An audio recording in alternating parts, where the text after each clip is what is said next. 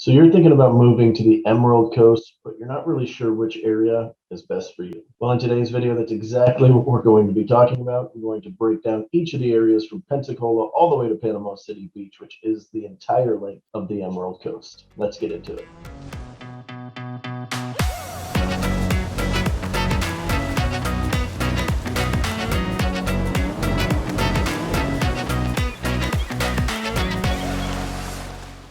What is going on? It is Andrew with the Emerald Group right here in Fort Walton Beach along the Emerald Coast. And today, what we're going to do is we're going to pick up pull up a Google map. And we're actually going to start from Pensacola and head all the way to Panama City Beach and the main areas in between. Going to give you a brief overview of everything, a synopsis, if you will, and kind of go over each of the little areas, talk about personality of the town, talk about what lifestyle looks like there, talk about where you're going to get the most bang for your buck and different things like that. So stay tuned. Let's get into it. All right, now that we have our map pulled up, as I mentioned, we're going to go from Pensacola all the way down here to Panama City Beach. We're actually going to start up here in Pensacola. Now, Pensacola is one of these areas that's big enough it needs 30 of its own little videos because there's so many little areas. You've got the Cantonment area, you've got Ferry Pass, you start zooming in, you've got Bellevue, Brent, West Pensacola, East Pensacola. I mean, it just goes on and on. But Pensacola does have a great airport. It's a larger city. You've also got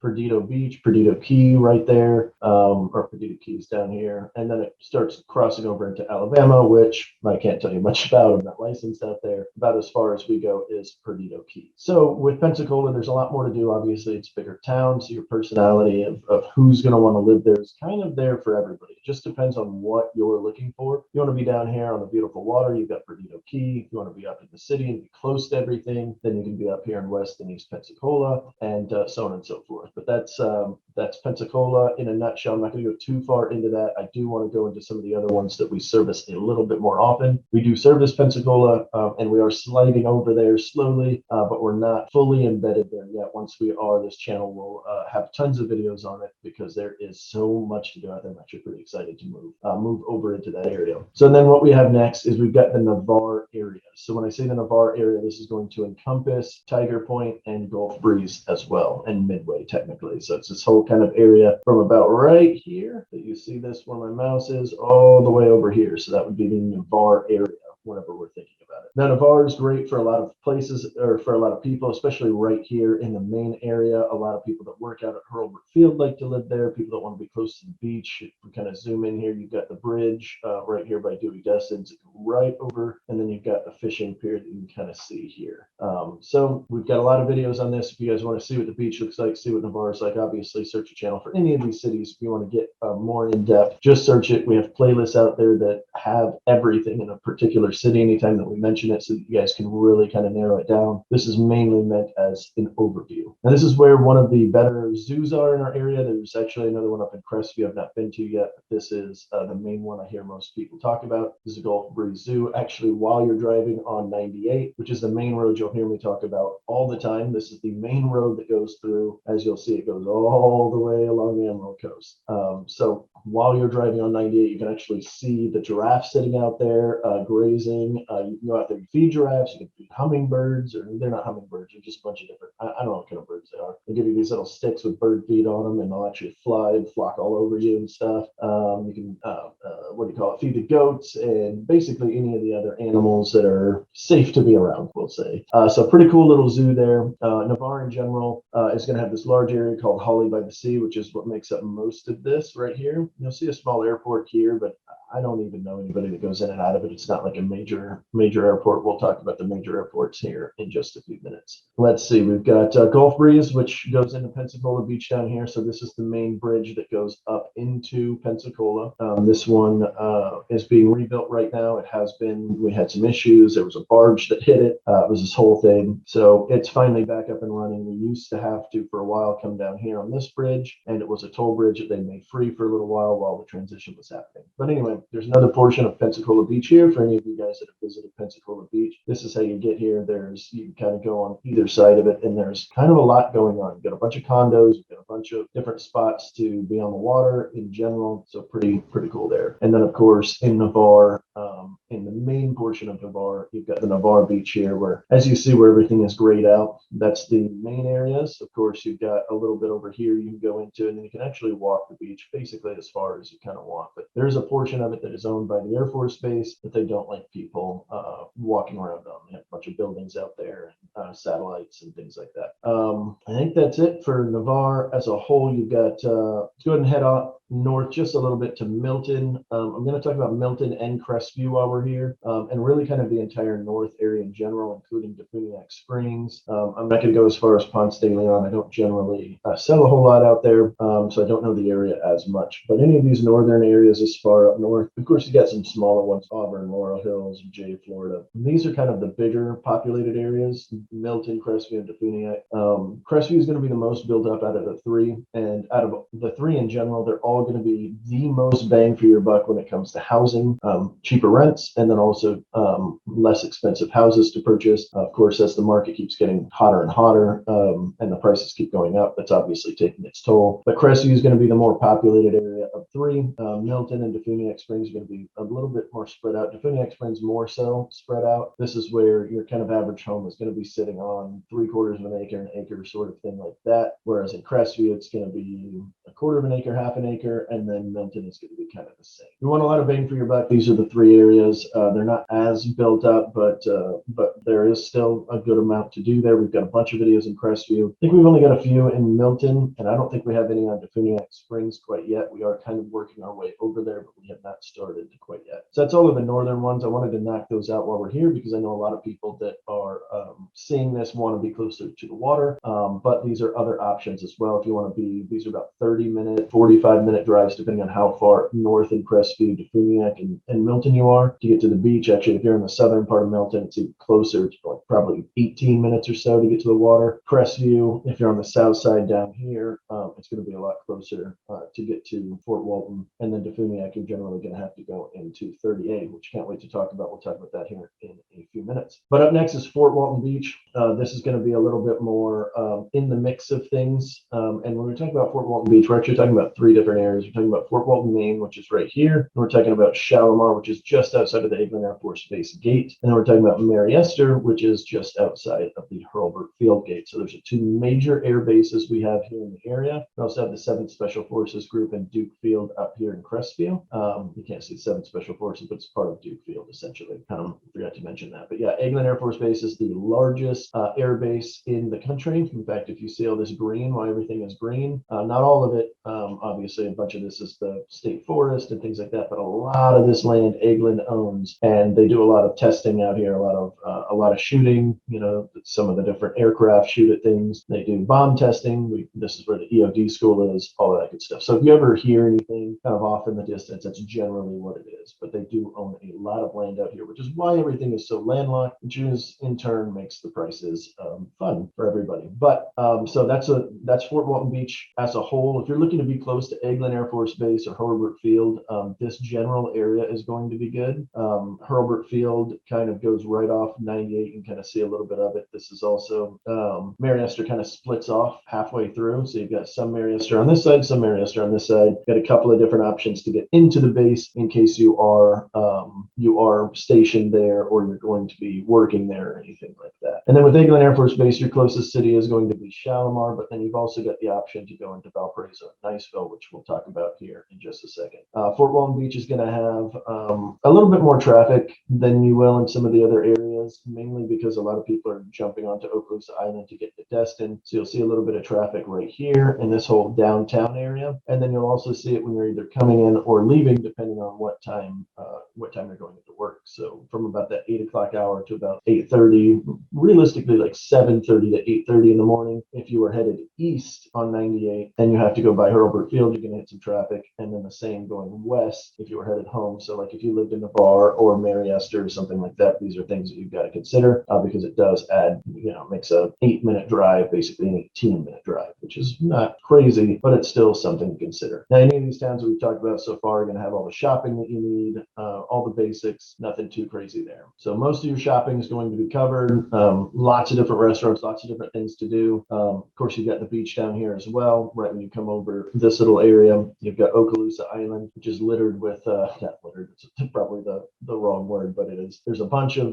condos out there, both on the south side. So when you look at it as a whole, if you look at the south side of this main road here, those are all going to be condos, except of course the Tom Thumb, a couple of townhomes and things like that. But basically short-term rented properties in general. If you were to cut this island in half right here, this northeastern portion is going to be primarily condos, townhomes, but there for a long time they weren't able to be short-term rented. Now some of them are allowing it, but not all of them. It's not the norm yet. So please keep that in mind if you're going to live on the sound side. And then this northwesterly version or area, is going to be mainly single-family homes. So if you're looking to be on the sound here, that's a great option for you. It's generally a little bit cheaper. You can also get on the sound in the area right here along, basically along this entire thing, anywhere we go. So the sound is essentially the area in between the island here and the actual mainland. So as you'll see here in Fort Walton Beach, you've got a lot of different options for water. This is going to be a much more cost-effective place to live on the water if you want. So as you can see here in Fort Walton Beach, there are a lot of options to get on the water. You can get in one of these canals here. You can get on the bay side right here or over here.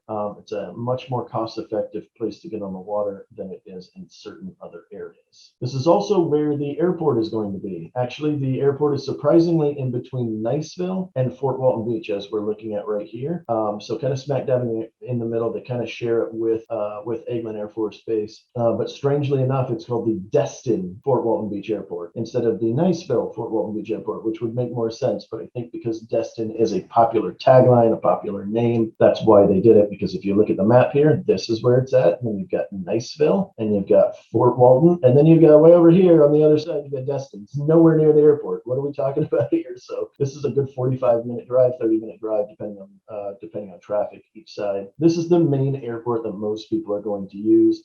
It is also the second most rapidly expanding airport in Florida, from what I've heard, or from what I've read, rather. And I think they're still holding that. We just got Southwest Airlines in. We've got Allegiant, which is I don't want to call it a discount airline, but it is a much cheaper airline. It's great. There's a lot of flights going in and out right here, and it's right smack dab in the middle of everything. So if you're coming down to visit, or maybe even moving down here, you're a pretty quick shot to really get to the airport if you need to go somewhere. Now let's go ahead and move on up over into Niceville, which is a favorite for a lot of people to move to, particularly people that are very cognizant on what the schools are like. This tends to be one of the more desirable areas when it comes to schools. I don't know if they're rated better. I'm not really into all that. There's a ton of different websites out there. I don't have kids myself, so I don't really pay attention to all of it. There's a bunch of websites out there that'll kind of tell you what the schools look like and how they rank up. But I do know that a lot of people like to be in Niceville for that. But there is a premium to sitting in Niceville. It's actually about as expensive as living over in Destin, Miramar Beach, and other areas like that. Just surprising because it's not on the Gulf of Mexico. As you can kind of see here, you're right on the bay, and that's about it. You're still kind of a little bit further away from everything. There's not near as much shopping as there are like in the outlets and stuff along Miramar Beach and Destin, but it is built up a little bit more than some of the other areas. Now, the schools tend to be the big, I guess, attraction point to it. So their high school in particular is really good for extracurriculars from what I've heard. And then you've got a couple other schools that specialize in cheer and dance and other items like that. So if you're looking for something specific, definitely do your research on that.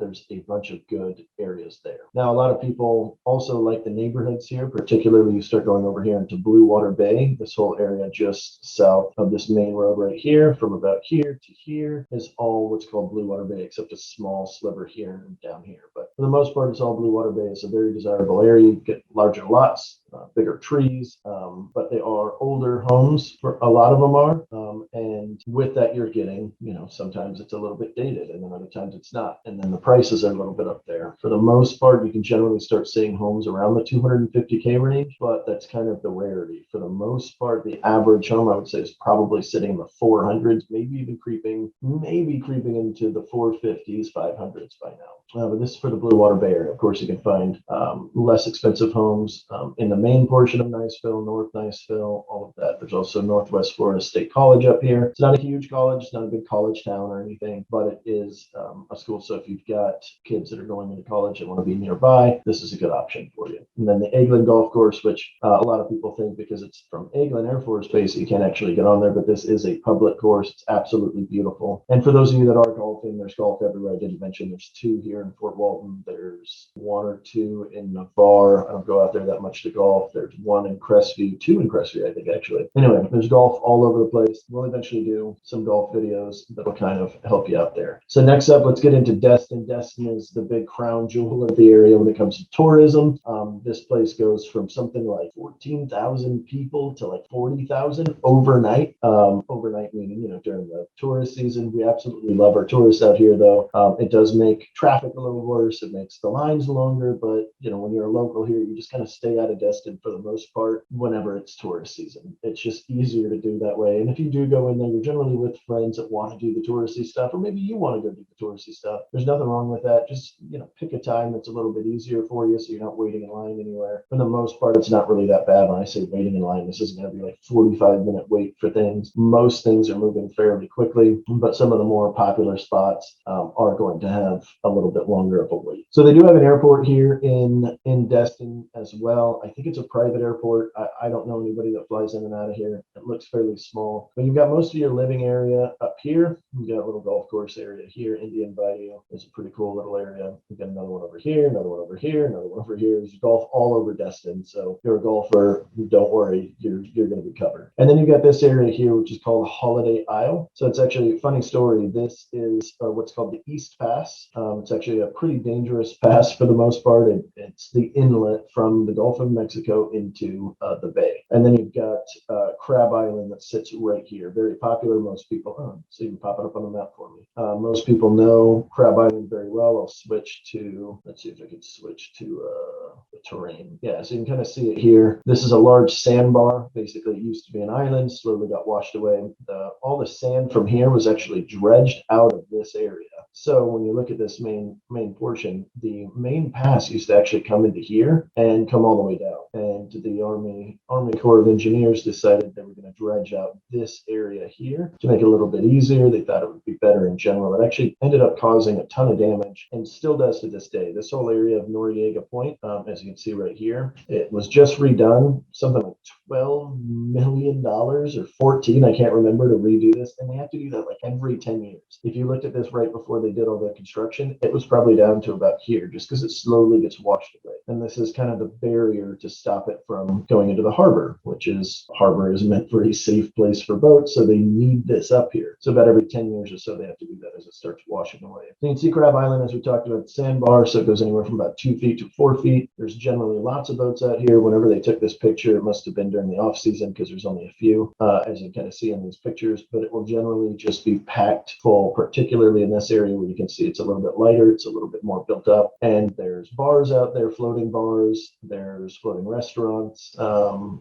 little snack areas. I don't know if I call them restaurants quite yet, and a lot of good stuff to do. It's a good time. You can go out there and have drinks. You can bring the kids if you want to do that and kind of stay away from the areas. They have places for kids to go on these like big inflatable climbing, I don't even know what they are, climbing things. Kids seem to really like it. Kind of a good time there. So let's go back to this here. Probably just leave this up. All right. So you've got all your standard shopping. You see the Publix here. You've got a lot of different cool little neighborhoods. You got Indian Bayou right here. You've got Kelly Plantation, which has a lot of very, very beautiful homes, gated. They really watch what comes in and out. They've got One Water Place up here.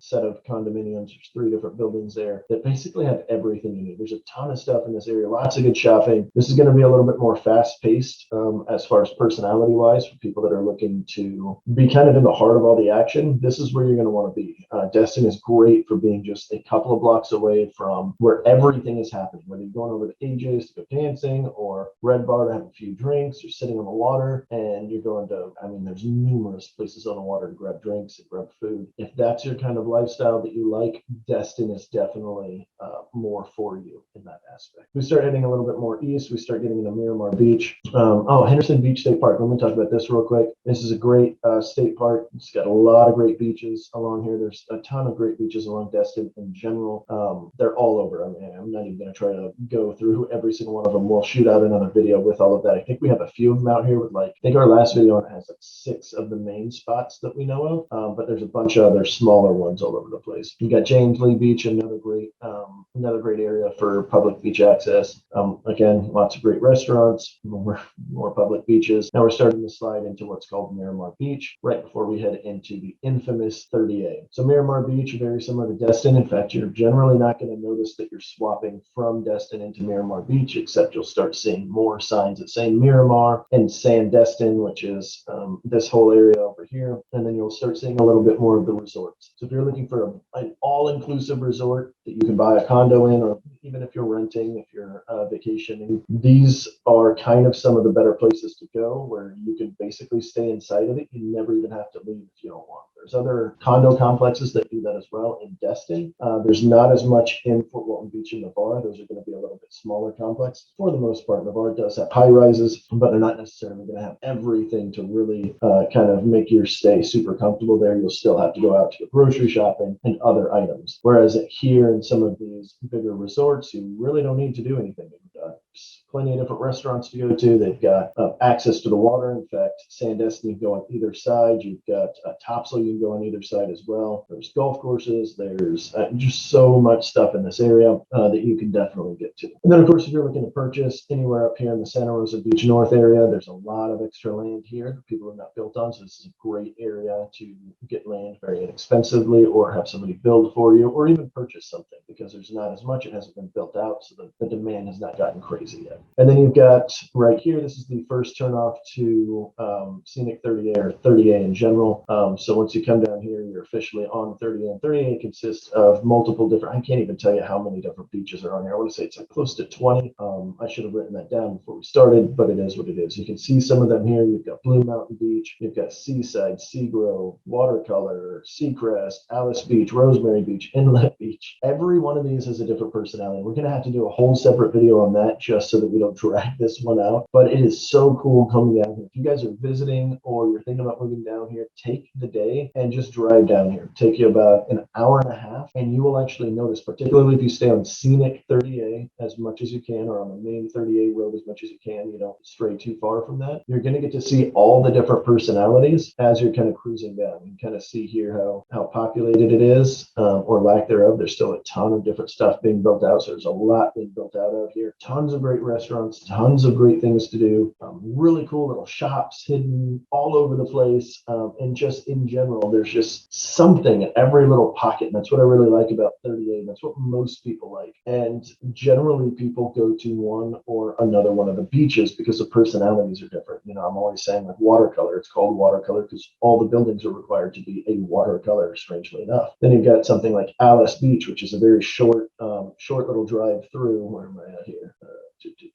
Yeah, Seagrove. We've got Inlet Beach. I'm not finding, Alice Beach right here. It's a fairly short little area here going through Alice Beach. You can kind of see right here where it's starting, kind of where it ends. It goes very quick. It's a beautiful little area. Everything has to be white, as you see here. It's white and a certain color black as well for some of the trim. Absolutely everything. Every building, all of it has to be. They've got a great resort there. It's a very expensive area to live in, of course. I don't think I've ever seen anything in there under $1 million just for this little portion. Of course, you go right outside of it, whole different story. So each of these places have their own personality, have their own feel to them. You really just got to visit them to figure it out which one is right for you. I really like Seaside. I like Watercolor. Those are a couple of my favorites. I obviously like Alice Beach just for the glam of everything. It is literally luxury on the highest level you can possibly think of. It's really cool because actually, as you're driving into Alice Beach, we've got these huge white spires that indicate the start and the end. They've also got noise ordinances and all this other great little stuff, but it's a cool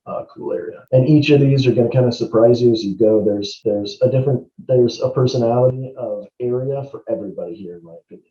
I think it's done really well. And then one of these beaches, it's escaping me. I've said it like 15 times in videos before. I want to say it's Seaside, is where they shot the Truman Show, which is pretty cool. So when you see that serene, like beautiful neighborhood, that was actually shot in this area, which was pretty cool. But that kind of gives you an idea of like how each of these beach areas are completely different. And then this heads this way all the way over into Panama City Beach. We do sell a little bit in here, but we haven't fully made our move over there yet. We generally stop right inside the main city. We'll do a bunch of the condos here and on the beach down here, but we haven't gone all the way. We'll do a little bit in Callaway and stuff like that. This needs its whole other video as well. It does have Tyndall Air Force Base here, which I believe is mostly kind of shut down right now. I think after Hurricane Michael a couple of years ago came in, wiped out a whole bunch, and because of where Tyndall is, obviously took out a good portion of the base. So I think that they scattered a lot of the airmen that were there, kind of all over the place. And I do want to touch on here real quick, Freeport. Freeport's a nice little area that's just up and coming. It is a little bit of a drive from Niceville. It's about a 30-minute drive right here. But Freeport's got a lot of really cool stuff right now. They've got Hammock Bay, which is just growing consistently. It's a very popular neighborhood over there. But that's a nice little sleepy place to live too if you're looking for something that still has a great community feel. You're still near your neighbors, but you want to be just far enough away that you're not like in the heat of all the action, but you're still 30 minutes to the beach. That's another great place for you as well. And that is the Emerald Coast in a nutshell. Very kind of packaged up very quick. Some of the most popular areas that we see all kind of depend on who's coming down to buy things and what they're coming down to purchase, where they want to live. There are condos scattered everywhere. So if condo life sounds like it's good to you, they're all over. I mean, we've got them from Pensacola Beach and literally the entire span of it. So except of course the northern places. I guess there are some condos in Crestview and Milton, but not quite the same. So if you are wanting to be on the water, near the water, something like that, that's an option you can also buy. Gulf front, waterfront, soundfront, bayfront. There's a lot of different options, and they're all just a little bit different. So it's really about narrowing down the feel that you like. I know a lot of our military members will stay in this area from Crestview, Niceville, Fort Walton, Navarre, like this kind of ring right here. These four are the most popular for them. So if you're coming down here and you're active duty, or you're going to be working at one of the bases, these are the four that you're probably going to want to live in. I do know some people who go up to Destin, and some that go all the way into like the Gulf Breeze, Pensacola Beach area. But that's more the rarity, the exception, if you will. And then of course, people wanting that beach lifestyle will be everywhere from Destin all the way to Panama City Beach, and then also a little bit in Pensacola over here in Perdido Key. So it really all just kind of depends on the lifestyle that you like. If you're thinking about moving down here, keep in mind we are a real estate company. We can definitely help with that. That's kind of what we do. So just let us know. We are getting calls, texts, and emails every single day of people moving to this area. If that sounds like you, all of my information is on the screen. And thanks so much for watching. Comment down below. We'd love to chat. See ya.